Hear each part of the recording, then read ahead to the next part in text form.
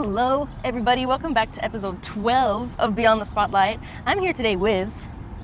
The dad. I'm Matt, the dad. My dad. Yes, Matthias, The one and dad. only. Poppy, give Yes. a little introduction. No, I'm Anyways. a businessman. I trained as an economist and banker. And here I am. Fun. So here I am, the actor of the family, and I thought it'd be fun to have a little Q&A with my dad. We're kind of going to be asking each other questions, Okay. what we're I'll try. interested in, things about the industry. And I'm going to go first. Dad. Poppy, how did you react when I told you I wanted to pursue acting? I was actually quite happy. Okay. That's it? That's it. Okay, I you're was very happy. Yeah, that was my reaction. You weren't nervous at all? No. No? Why were you happy? Well, first of all, I think it's great when young people actually know what they want to do. Okay. And then everything else can be taken care of. Can be managed, can be organized. And also, if you have a crazy wish like becoming an actor, it's good to do it as early as possible. And get it over with. When did you realize that you really wanted to be an actor, and really in terms of wanting to learn the craft? It's a great question. You know, I think it's funny because it wasn't necessarily during a production, like an acting production. Like I did The Wizard of Oz and I was in all those after school activities doing acting and stuff. It wasn't necessarily when I was actually acting, but I think it was more when I was just at home telling stories and just kind of performing in front of you guys and the family, and whenever we had guests. Yeah, Every all time those- I would just stand up and I would just do my thing, just tell my stories. I mean, the reactions I got and everything. And mommy always told me, she's like, oh, you have to be an entertainer. You have to be an entertainer. I think that's then when I really kind of was thinking, oh, I can actually make a living out of this, and this can be a job. It was definitely, yeah.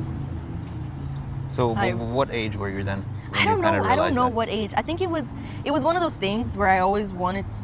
I knew I wanted to be an actor, but for a lot of kids, you know, like when they're young, oh, I want to be an actor. I want to be an astronaut. I want to be this and that. So for me, it's like, yeah, I want to be an actor. But then, of course, also from a young age, I also had those doubts where it was, okay, I want to be an actor, but am I gonna make it? It's a really difficult industry, you know, and there's this whole stereotype of the struggling actor, and that's not what I wanted to do. So then that's when I was thinking, okay, maybe I should just do something safer. That's when I then wanted to do hospitality. Yeah.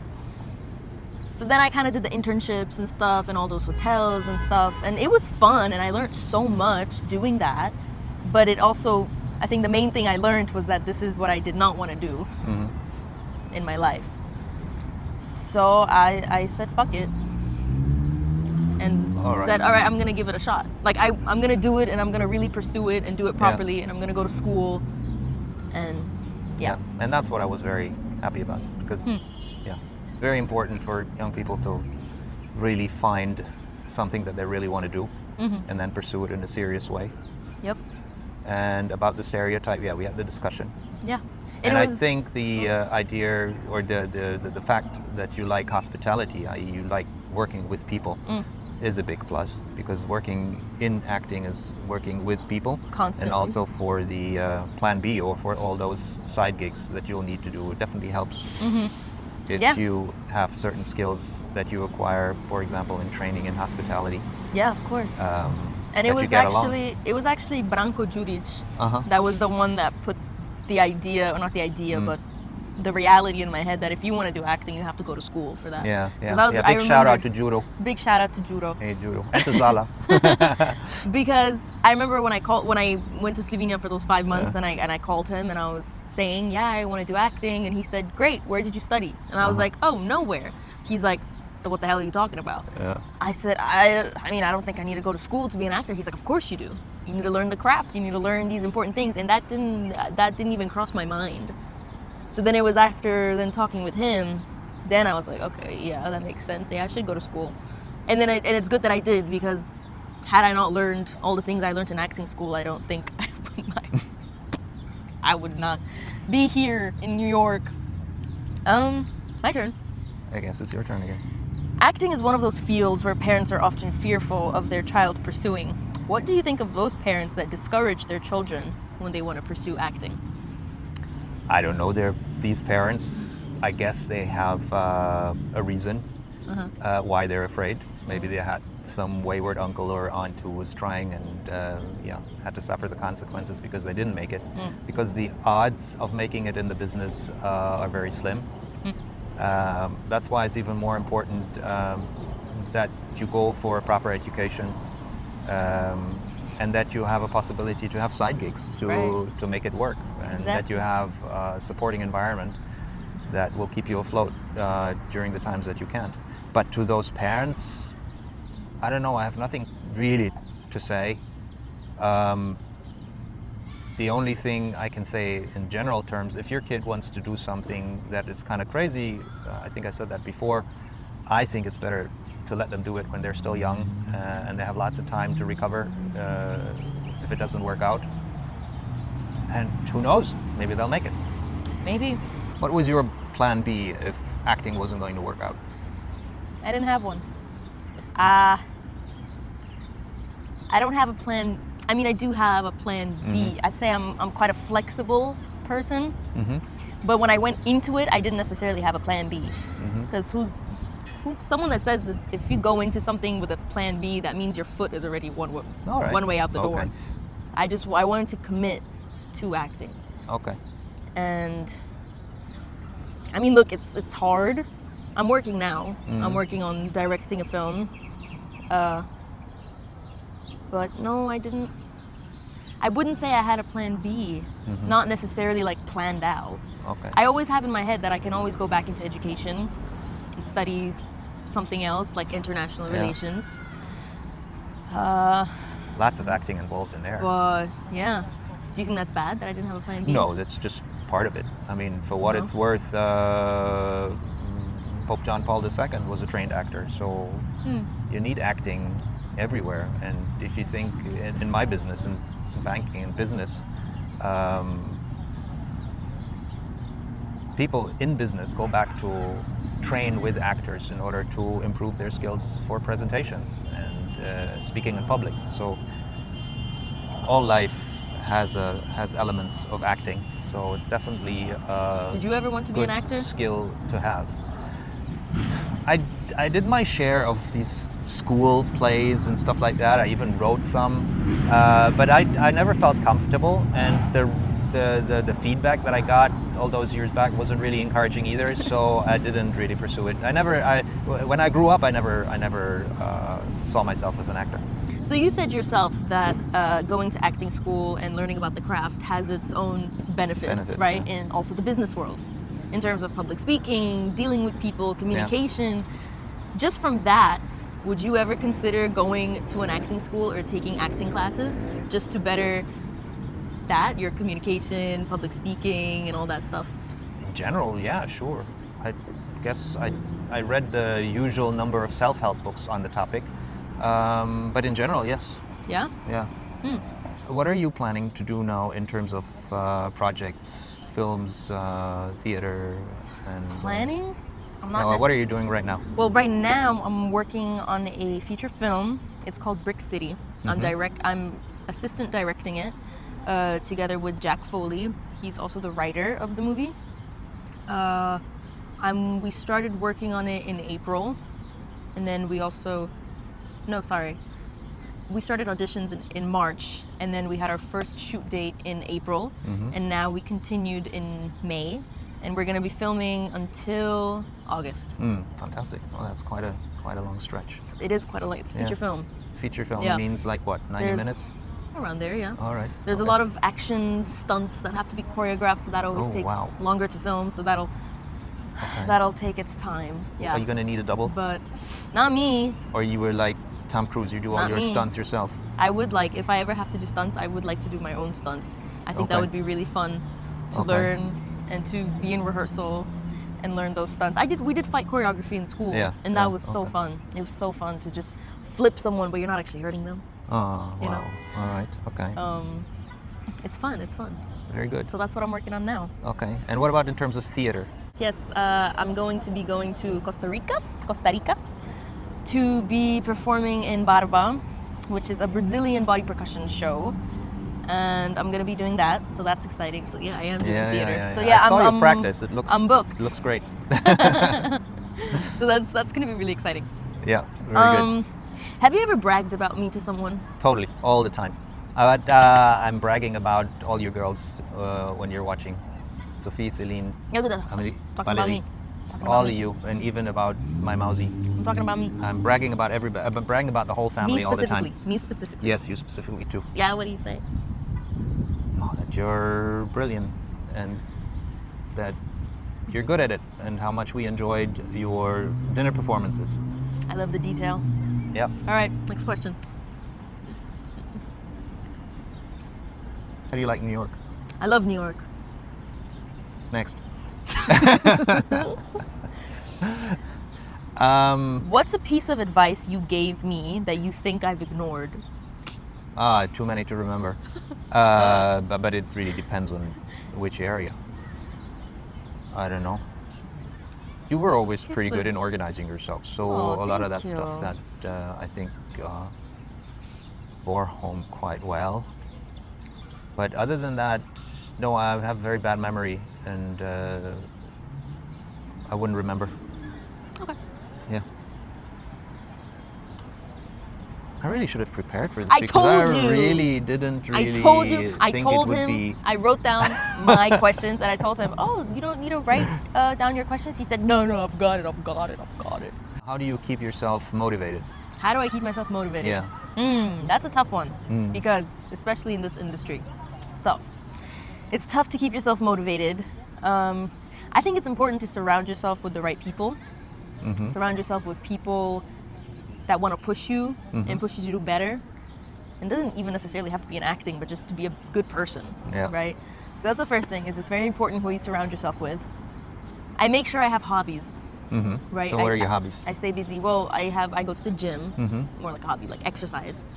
I try to keep a routine as much as is possible, because being an actor, it's kind of impossible to have a routine, because one day you're filming at night and then you're back at 4 a.m, and then one day you're filming in the morning and you're free then the night. So you have to be a very flexible person, and you have to be okay with that. Okay. You have to be okay with the fact that your days are going to be different, quite different all the time, and there's not going to be much routine, but at least you're working. Okay. Right? So I've had times when really I didn't get any auditions, no nothing, for like 2 months, and I was like, oh my god, this is it. This is the end of my career, and it hasn't even started. But then that's when I started writing my own stuff. Okay. And that's when I decided, okay, if no one's gonna cast me, I'm just gonna do my own shit. Yeah.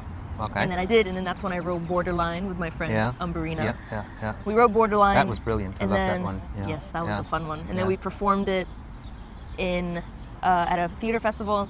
I wrote my own film, Flynn. It was a short film. It was my first short film. But I guess, if this is really what you want to do, if this is if you want to act, you just have to make it work. If you're not getting cast, write your own shit. Yeah, I think that's brilliant. Yeah, also because it starts, you get used to having your own ideas. Exactly. Rather than just reacting to other people's. And then going back to surrounding yourself with the right people. Surround yourself with people that you might want to collaborate with, that you kind of have a similar vision or a similar work ethic. Because it's also difficult to collaborate with people, and also it's very difficult. People love to talk. Oh yeah, let's do this, let's do that. Oh, that sounds awesome, but nothing ever comes of it. Yeah. So I'm very picky with who I share my ideas with, to really know, is this gonna happen, or is it not? Because I'm not gonna waste my time. Yeah. You know what I mean? Did you ever have that somebody stole your idea and ran with it, or are you too early in your career to have noticed? I guess I'm too early in my career. I'm very private. Yeah. I don't share my ideas with everyone. Yeah. Okay. I wouldn't want anyone to steal my ideas, but also I don't know. It's one of those things where it's also good to share your ideas, because then people can add on to it, and then you can keep diving in and thinking of new creative ways to express this idea. So you can't just be a little hermit and keep everything to yourself. Acting is a creative craft, and it's the best when you can collaborate with different brains and different people with different experiences, different messages that they want to share. So Yeah. Okay. So do you have some sort of a theme of ideas that you want to develop? Not necessarily, but what I Or- love doing is I love making a piece. I love writing pieces that have sort of a moral meaning, like a Okay. deeper meaning, but then performing it kind of through comedy, Okay. you know? Yeah. So let's say there's like a serious topic, but I mean, okay, not serious topic, but there are certain things that need to be talked about. Yeah. But I don't think that they need to be talked about in a very serious manner. Okay. I think you can talk about it with a little bit of comedy, not the Okay. full thing, obviously. Okay. You know, to make comedy work, there has to be Uh-huh. some kind of build up sometimes. Yeah. But I think it's, yeah. So I like doing that. For example, Okay. Borderline. Yeah, Borderline yeah. was a comedy, Yeah. and it was, Yeah. it was talking about Yeah. serious immigration issues. Yeah. But it was technically a comedic piece, and also the way the audience reacted to it, Yeah. they thought it was quite funny. Okay. Very good. What do you think about AI in the arts? Oof, it's scary. I think it's very scary. What's scary about it? Well, the fact that they now want to make basically just AI copies of people, Okay. and then have those AI things. What are they called? Like Avatars? Or avatars. something? Yeah, they want to make avatars. That's okay. scary because then, what are actors for? You know, there was this whole talk where someone mentioned, oh, wouldn't it be cool if the amazing actors that passed away, if we could bring them back through AI? Okay. And it's, I don't know. I don't think that's right. I don't think that's right. First of all, they're not here to give consent to be using their body and their looks in a movie. Second of all, there are so many talented actors roaming around the streets anywhere that are so thirsty and hungry to work and will do a good job. Yeah. So I don't know. Maybe, I mean, yeah, use AI to help write a script maybe. But Or using do it, certain technical things. doing certain technical things, but the actual acting of it, like using avatars and stuff, I don't. Yeah. That's a little scary. That's thinking of that. Yeah. When I think of it, I wouldn't be so worried about it, because I think that people will always prefer the human connection. It's just Human. something that people can relate to.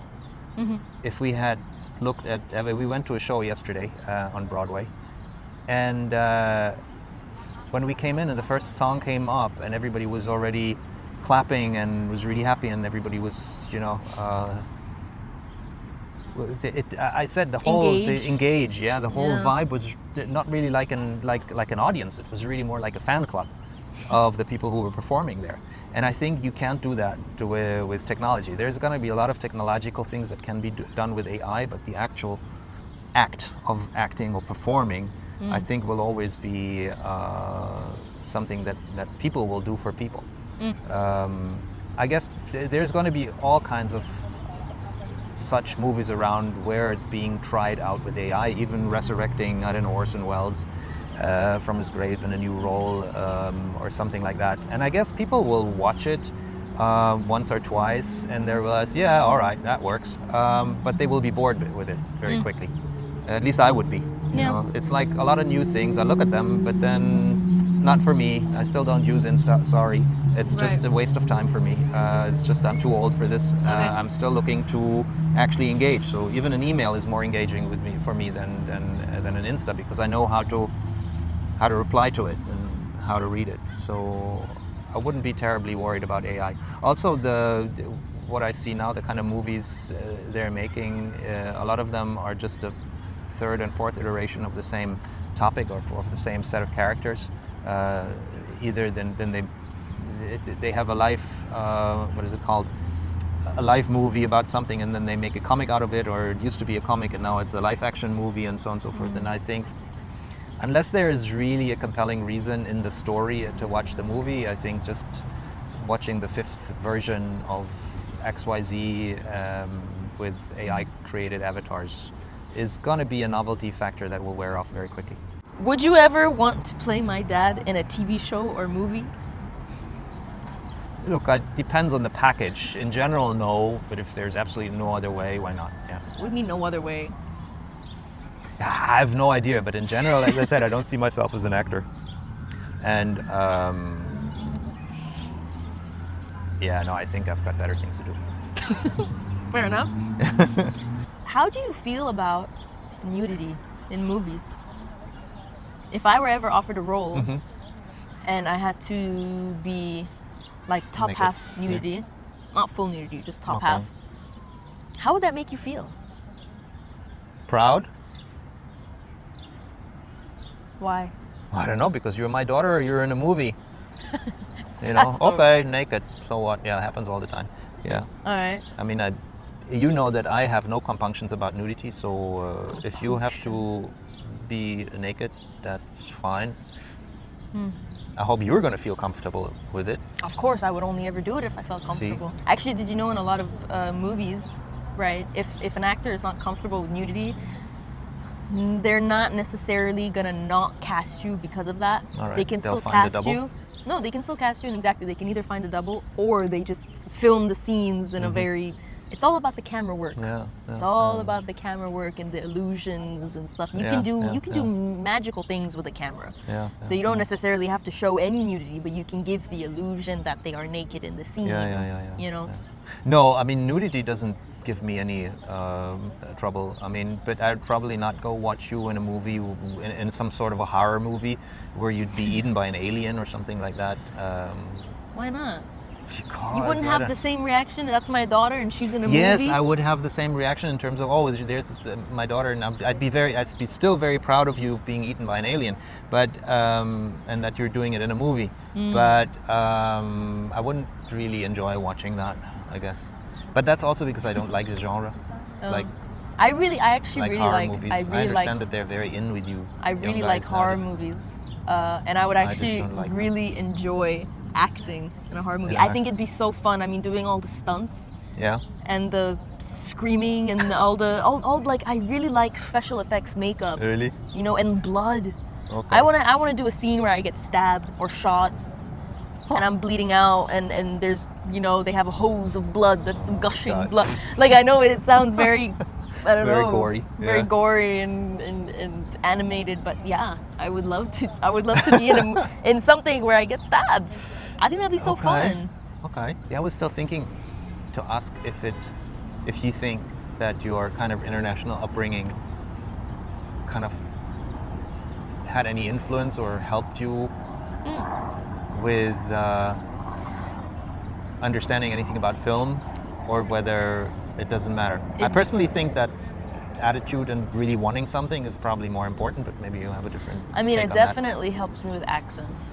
Oh, with the accents, yeah. That's right. for sure. Yeah, we all know that. Accents and imitations, Yeah. imitating people. It definitely helped me with that, and it exposed me to a lot of different cultures and languages and religions, which is important. Yeah. Because when you're playing different characters and different roles, you often have to play Yeah. a character that's, I don't know, maybe this character is a Catholic and grew up in, I don't know, Spain or something, so she might have an accent, and the fact that she's Catholic might affect her dialogue and the way she speaks, and maybe she doesn't curse that much. You don't know. Yeah. So I guess being aware that where you are raised and how you are raised affects your character. I feel like a lot of people that grow up in the same place, Yeah. right? They act the way they act, and they're surrounded by the people they're surrounded by that Okay. kind of act the same way. But growing up in an international place, you see that it's so different. And Yeah. there's so many factors that alter how you act and what changes your characteristics. Okay. And it can be, I mean, and especially where we grew up, it was so drastic. You know, Yeah, you yeah, had all kinds of Yeah, different yeah. people from different countries So it just and gives you a places. special awareness of diversity. I think so, yeah. And definitely a respect. All right. I respect people's ways of growing up and their background. And yeah, and as I would expect them to respect mine.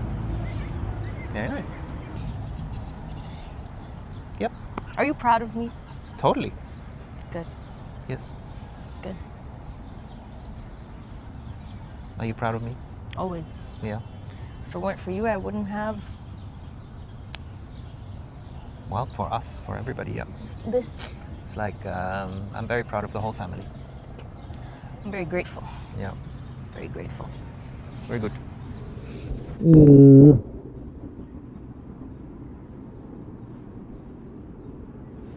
Love you, love you. Love you too. All right, I think that cuts it. Okay, cut it. Thank you guys so much for watching. Please like and subscribe. Thank you, Papi, for having this awesome conversation with me. You're welcome. And have a great day. Do you have any final words? Don't forget flossing. Papi, what? Flossing? Okay. Bye!